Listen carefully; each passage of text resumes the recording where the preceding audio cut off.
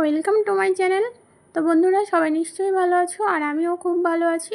আজ আমি নিয়ে চলে এসেছি ছোট্ট একটি রেসিপি, হচ্ছে ঢ্যাঁড়স ভাজা। অনেকে ভেন্ডিও বলে থাকো। আর তার জন্য আমি এই ঢ্যাঁড়সগুলো কিন্তু ছোট ছোট করে কেটে নিয়েছি। আর এখানে একটা কড়াই বসিয়ে পরিমাণ মতো তেল দিয়ে পেঁয়াজ, লঙ্কা, কটা শুকনো লঙ্কা ওর দিয়েছি, একটু বাদামি করে ভেজে নেব। আর তারপরে দেখতেই পাচ্ছ এই ঢ্যাঁড়সগুলো এরকম ছোটো টুকরো টুকরো করে কেটে নিয়েছি।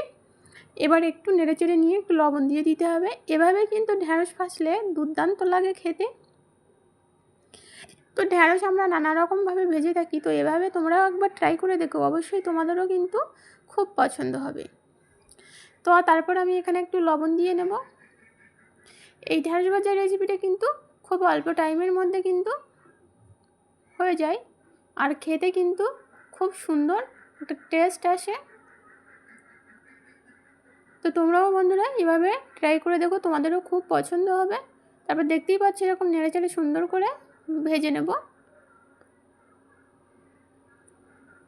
এখানে কিন্তু আমি কোনো মশলা ব্যবহার করব না, শুধুমাত্র এখানে পেঁয়াজ আর লঙ্কা আর একটু আদা রসুন পেস্ট করে রেখেছি, ওটা আমি দিয়ে নেব। একটু পেঁয়াজটা একটু দিয়ে নিয়েছি, বাদ বাকি পেঁয়াজটা কিন্তু আমি এভাবে দিয়ে নিয়ে ভাজলে কিন্তু এই ঢ্যাঁড়স ভাজাটা খেতে একটু অনেক স্বাদ হয়, অনেক বেশি টেস্টি হয়। তো সুন্দরভাবে এরকম নেড়েচেড়ে ভাজতে হবে যাতে না পুড়ে যায়। তো প্রায় আমার এই ঢ্যাঁড়স ভাজাটা কিন্তু প্রায় হয়ে এসছে। যখন দেখবে অল্প একটু বাকি থাকবে, তখন কিন্তু আমি এই আদা রসুনের পেস্ট দিয়ে দেব। দিয়ে নেড়েচেড়ে আদা রসুনের এই কাঁচা গন্ধটা যতক্ষণ না যায় ততক্ষণ আমার ভালোভাবে ভেজে নিতে হবে।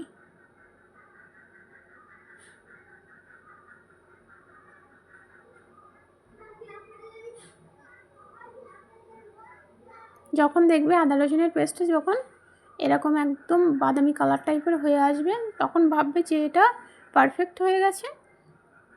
আর গরম গরম ভাতের সাথে পরিবেশন করলে খুব সুন্দর লাগে। তো বন্ধুরা, আমার এই ঢ্যাঁড়স ভাজাটা ভালো লাগলে, এই রেসিপিটা ভালো লাগলে অবশ্যই ট্রাই করো। আর ভালো লাগলে লাইক কমেন্ট শেয়ার করতে ভুলো না।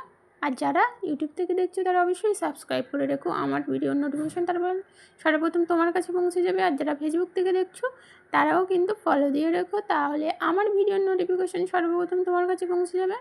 দেখতেই পাচ্ছ আমার এই ঢ্যাঁড়স ভাজাটা কিন্তু হয়ে এসছে।